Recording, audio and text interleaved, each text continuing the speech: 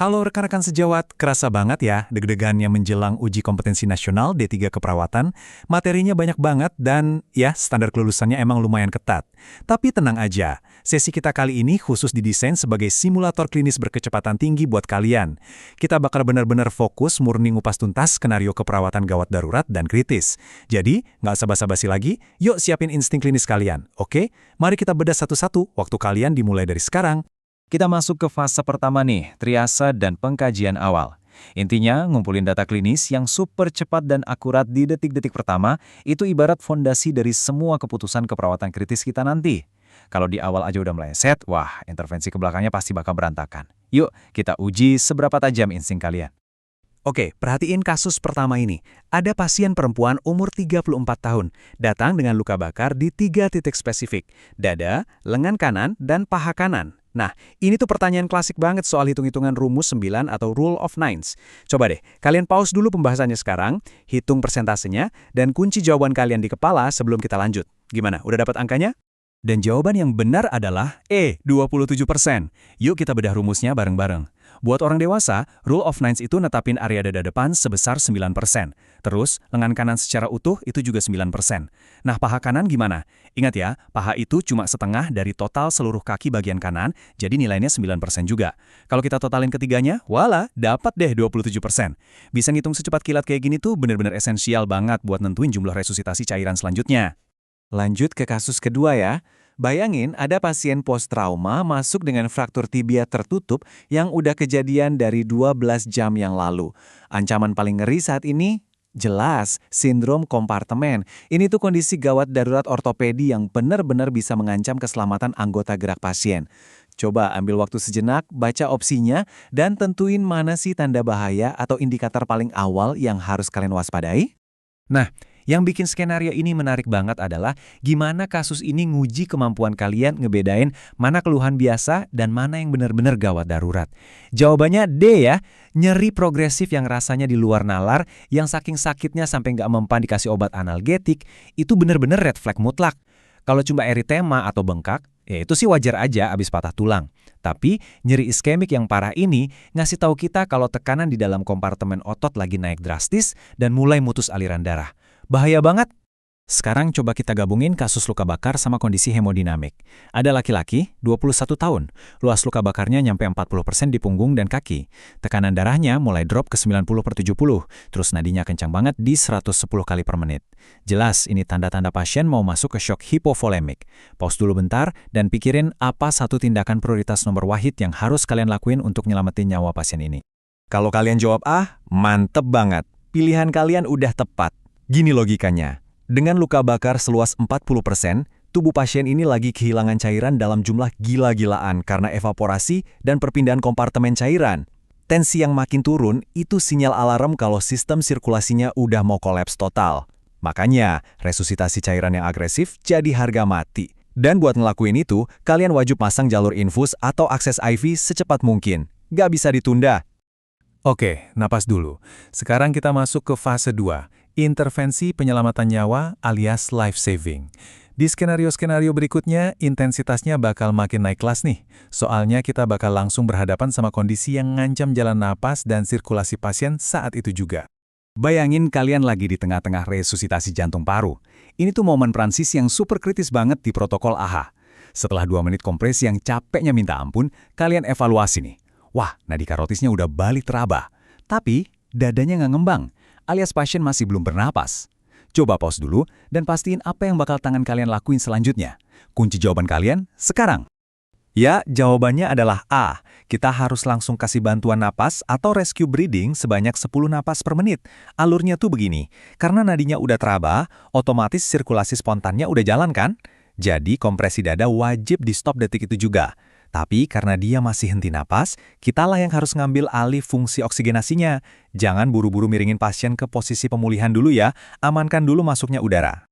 Asli, skenario yang satu ini bakal bikin jantungan banget di IGD beneran. Ada perempuan 30 tahun datang dengan wajah melepuh gara-gara ledakan gas. Terdengar jelas suara stridor pas dia narik napas. Dia kelihatan ngos-ngosan pakai otot bantu pernapasan dan RR-nya nyentuh 35 kali per menit. Ayo, cepat ambil keputusan kalian sekarang. Dari pilihan yang ada, alat bantu jalan napas definitif apa yang harus langsung kalian siapin? Jawabannya C, intubasi endotrakeal. Jadi poin paling penting di sini tuh adalah gabungan dari luka bakar di area muka sama munculnya suara stridor. Ini bukan sesak nafas biasa loh ya. Stridor itu tandanya saluran napas bagian atas pasien, khususnya laring, lagi bengkak parah karena trauma panas yang kehirup pas ledakan. Dalam hitungan menit, jalan napas itu bakal nutup total, rapet. Alat kayak NPA atau OPA nggak bakal bisa nembus pembengkakan ini. Jadi satu-satunya jalan buat nyelamatin nyawa pasien adalah kolaborasi secepat kilat buat pasang intubasi endotrakeal sebelum jalan napasnya benar-benar hilang.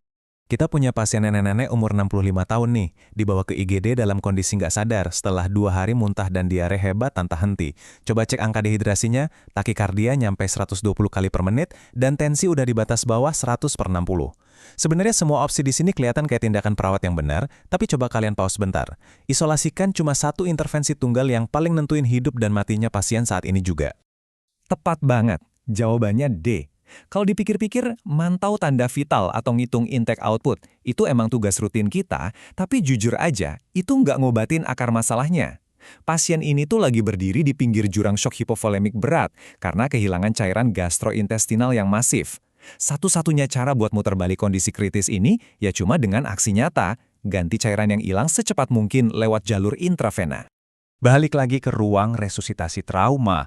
Ada korban kecelakaan lalu lintas, perempuan 19 tahun, mandibula atau rahang bawahnya patah, kesadarannya turun dengan GCS 10. Terus, pas dia napas, kalian dengar suara ngorok atau snoring. Nah, snoring ini adalah petunjuk klinis yang gede banget maknanya. Pikirin baik-baik, pause videonya, dan pilih alat bantu napas yang paling pas buat kasus ini. Dan jawabannya adalah D, pasang OPA atau oropharyngeal airway. Mekanismenya tuh simple sebenarnya. Pada pasien trauma yang kesadarannya menurun, anatomi dasar jalan napasnya gampang banget kolaps. Suara ngorok itu muncul murni gara-gara pangkal lidahnya jatuh ke belakang terus nutupin hipofaring. Nah, OPA ini fungsinya secara mekanis nahan lidah itu biar nggak nutup saluran napas. Alat yang simple tapi langsung ngebuka blokade di pasien yang nggak sadar ini. Brilian banget kan logikanya? Wah, good job. Kalian sukses ngelewatin ketegangan di fase akut TABI. Sekarang kita masuk ke babak akhir, fase 3, stabilisasi kritis dan evaluasi. Begitu pasien berhasil survive dari trauma atau shock awal, tugas kita otomatis bergeser nih. Kita mulai fokus ke pemantauan fisiologis tingkat lanjut, nyeimbangin elektrolit tubuh, dan tentunya ngambil keputusan etis yang benar selama perawatan berlanjut. Oke, siap-siap. Kasus ini agak rumit. Pasien perempuan nggak sadar, ngeluh nyeri perut sebelumnya, dan udah 2 hari anuria alias nggak kencing sama sekali. Tapi anehnya tensinya malah tinggi, 170/100. Coba lirik hasil lab elektrolitnya, kalsiumnya tinggi banget tuh. Nah, tugas kalian sekarang adalah merangkum semua data hemodinamik dan biokimia ini. Pause dulu, evaluasi datanya pelan-pelan, dan pilih cairan resusitasi apa yang jadi prioritas utama kalian. Udah nemu? Jawabannya E, rehidrasi pakai normal saline. Jadi gini, pasien ini lagi ngalamin kaos cairan dan elektrolit ditambah ancaman gagal ginjal akut gara-gara anuria. Di tengah ketidakstabilan sirkulasi yang sekompleks ini, apalagi ada komplikasi hiperkalsemia, normal saline atau NaCl,9% itu jadi primadona cairan isotonis pilihan kita.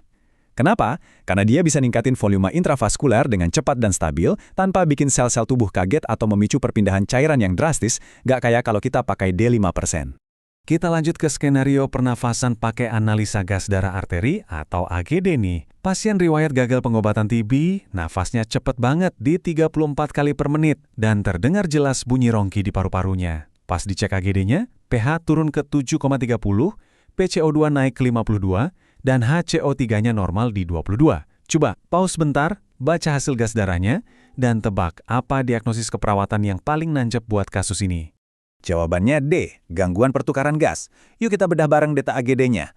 pH 7,30 itu fix asidosis ya kan?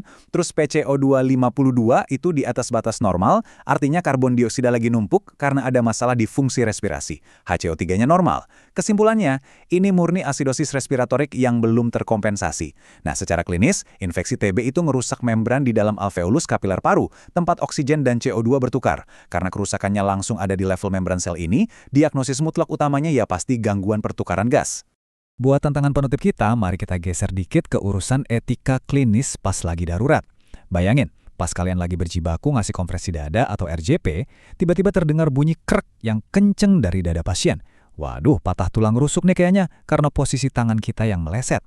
Coba pause dan pilih, prinsip etik universal mana sih yang lagi kita langgar kalau kita tanpa sengaja bikin kondisi pasien tambah buruk gara-gara salah teknik? Selamat buat kalian yang jawab A, non-maleficence. Prinsip ini tuh intinya do no harm, alias jangan bikin kerugian atau cedera baru. Bener sih, niat kita mulia pengen nyelamatin nyawa, tapi teknik kompresi RJP yang salah sampai bikin rusuk pasien patah, itu jelas ngelanggar kewajiban profesional kita buat ngelindungin pasien dari bahaya tambahan. Keren banget kalian udah berhasil namatin rentetan challenge klinis kita hari ini.